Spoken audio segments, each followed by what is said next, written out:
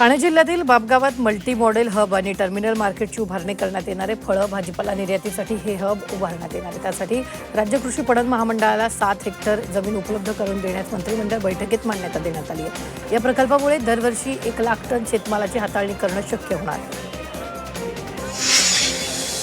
पुण्यातील बाजारात फुलांच्या मागणीत मोठ्या प्रमाणात वाढ झाली आहे। शेवंती फुलांना 100 ते 125 रुपये प्रति किलो भाव मिळतोय, त्यामुळे व्यापारी आणि शेतकऱ्यांना काहीसा दिलासा मिळाला आहे।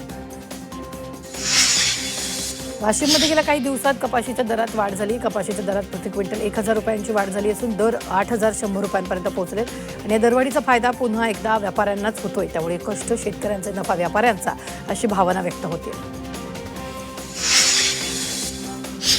बारामतीत कृषी प्रदर्शनाचं आयोजन करण्यात आलं। या प्रदर्शनात विविध पिकांबरोबरच शेतकऱ्यांना 40 प्रकारच्या परदेशी फुलांची शेतीही पाहायला मिळणार आहे। शेतकऱ्यांना आपल्या बांधांवरती शेती करण्यासाठी मार्गदर्शन करण्यात येत आहे।